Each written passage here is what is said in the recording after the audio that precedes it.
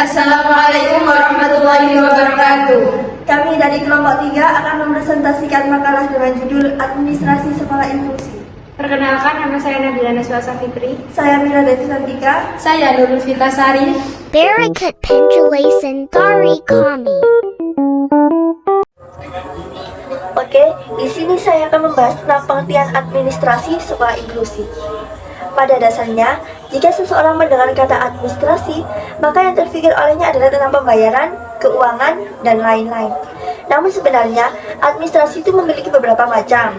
Salah satunya yaitu administrasi pendidikan yang akan saya bahas. Sebelum memasuki materi selanjutnya, saya akan menjelaskan tentang pengertian administrasi itu sendiri.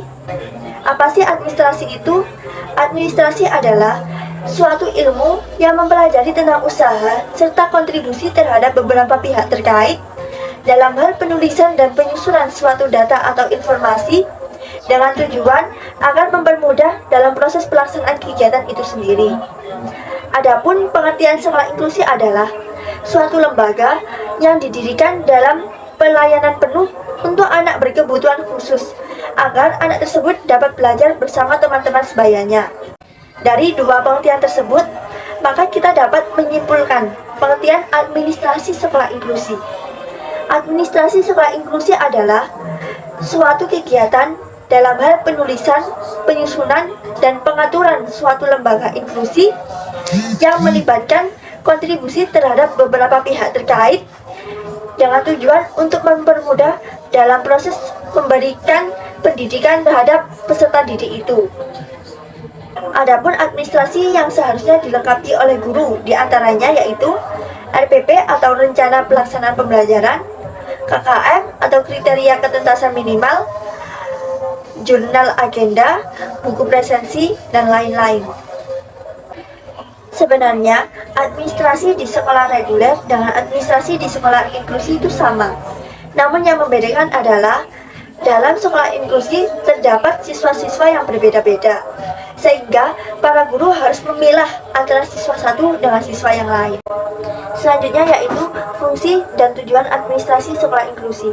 Ada beberapa fungsi administrasi sekolah inklusi, di antaranya yaitu fungsi planning, fungsi organizing, fungsi directing, fungsi coordinating, fungsi motivating, dan fungsi budgeting. Yang pertama yaitu fungsi planning atau yang disebut perencanaan. Planning ini berfungsi untuk memberikan suatu hal yang pasti atau kejelasan dalam kegiatan yang akan diselenggarakan oleh suatu lembaga itu. Sedangkan fungsi organizing atau pengorganisasian yaitu membagi tugas dan tanggung jawab seorang pendidik dalam suatu lembaga inklusi tersebut. Contohnya dalam pembagian antara guru pendamping khusus, guru mata pelajaran, dan guru kelas. Untuk yang ketiga yaitu fungsi directing. Fungsi ini membantu untuk para pendidik agar tidak mengalami kesulitan dalam proses pengerjaan suatu tugas yang telah diterimanya. Yang keempat yaitu fungsi coordinating atau pengkoordinasian. Coordinating ini berfungsi untuk mengetahui progres belajar setiap siswa, karena pada dasarnya setiap siswa itu memiliki progres yang berbeda-beda. Jadi fungsi ini sangat berarti oleh seorang guru atau pendamping. Yang kelima yaitu fungsi motivating atau pergerakan. Motivating ini berfungsi agar terdapat kemajuan pada siswa yang semisal mengalami masalah dalam progres pembelajaran. Maka fungsi ini dijalankan agar siswa tersebut dapat mencapai target yang telah ditentukan. Yang terakhir yaitu fungsi budgeting atau penganggaran. Budgeting ini berfungsi sebagai pelengkap dari semua hal. Semisal dalam hal kebutuhan dalam suatu lembaga tersebut, maka budgeting ini digunakan untuk melengkapi fasilitas-fasilitas agar siswa di dalamnya merasa nyaman dan bersemangat dalam belajar. Adapun tujuan dari administrasi sekolah inklusi tersebut adalah sebagai upaya untuk menertibkan dan melengkapi suatu lembaga inklusi tersebut agar mempermudah pendidik dalam menyelesaikan proses pembelajaran dan juga meningkatkan produktivitas kerjanya. Selanjutnya akan dijelaskan oleh teman saya. Nah, dari pengertian fungsi dan tujuan tadi, administrasi sekolah mempunyai manfaat sebagai berikut. Yang pertama, meningkatkan efisiensi dan efektivitas penyelenggaraan operasional pendidikan dalam mencapai tujuan. Yang kedua, dapat mengetahui serta menyadari tugas dan kewenangan dari setiap warga di sekolah.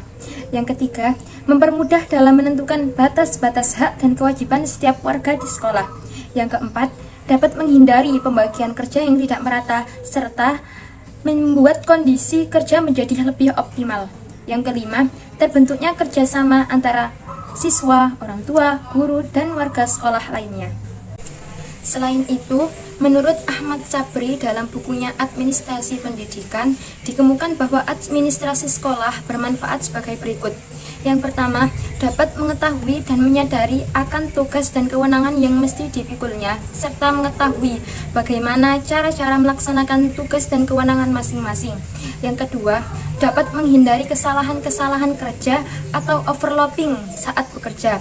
Yang ketiga, dapat mengetahui bagaimana melaksanakan sesuatu kegiatan kependidikan dalam mencapai tujuan pendidikan yang tepat. Pengertian ruang lingkup administrasi sekolah inklusi. Ruang lingkup sendiri merupakan batasan dari banyaknya suatu objek yang tercakup dalam sebuah masalah.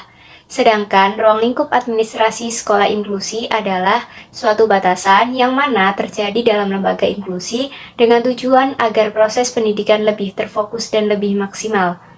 Dalam ruang lingkup administrasi inklusi ini ada 8 standar nasional. Yang pertama ada standar isi. Standar isi ini mencakup tingkat kompetensi minimal dan komponen materi yang dimiliki oleh siswa untuk mencapai kompetensi lulusan minimal pada jenis dan jenjang pendidikan tertentu. Yang kedua ada standar proses. Dalam standar ini berkaitan dengan proses pelaksanaan pembelajaran di masing-masing jenjang pendidikan. Yang ketiga ada standar kompetensi kelulusan. Pada standar ini berkaitan erat dengan kriteria kemampuan lulusan dari suatu instansi pendidikan. Oleh karena itu, setiap peserta didik yang lulus dari jenjang pendidikan diharapkan memiliki kemampuan sikap, pengetahuan, dan keterampilan yang memadai serta sesuai dengan standar yang berlaku. Yang keempat ada standar pendidik dan tenaga pendidikan. Baik pendidik maupun tenaga kependidikan harus memiliki kualifikasi akademik dan juga menguasai kompetensi kepribadian, kompetensi profesional, dan kompetensi sosial. Yang kelima ada standar sarana dan prasarana. Proses berlangsungnya pendidikan ini perlu memiliki sarana dan prasarana yang memadai sehingga dapat menunjang proses pembelajaran yang berkelanjutan, teratur, dan membuat peserta didik merasa nyaman. Yang keenam ada standar pengelolaan. Pada standar ini mencakup 3 bagian, yaitu yang pertama standar pengelolaan oleh satuan pendidikan, yang kedua standar pengelolaan oleh pemerintah daerah, yang ketiga standar pengelolaan oleh pemerintah. Yang ketujuh ada standar pembiayaan. Pada standar ini terdapat 3 komponen, yaitu yang pertama biaya investasi, di mana biaya ini digunakan untuk menyediakan sarana dan prasarana pendidikan, biaya untuk pengembangan sumber daya manusia, dan biaya untuk modal kerja tetap. Yang kedua ada biaya personal. Biaya ini mencakup biaya pendidikan peserta didik yang wajib dibayarkan agar peserta didik bisa mengakses pendidikan secara berkelanjutan. Yang ketiga ada biaya operasi. Biaya ini mencakup gaji serta tunjangan para pendidik dan tenaga pendidikan, biaya perlengkapan pendidikan habis pakai, biaya pemeliharaan sarana dan prasarana, pajak, asuransi, dan lainnya. Yang terakhir ada standar penilaian pendidikan. Pada standar ini mengatur seluruh hal yang berkaitan dengan prosedur penilaian peserta didik yang bertujuan untuk mengukur keberhasilan pemahaman peserta didik dan keberhasilan proses pembelajaran selama ini. Thank you for watching. Sekian presentasi dari kelompok kami. Terima kasih. Wassalamualaikum warahmatullahi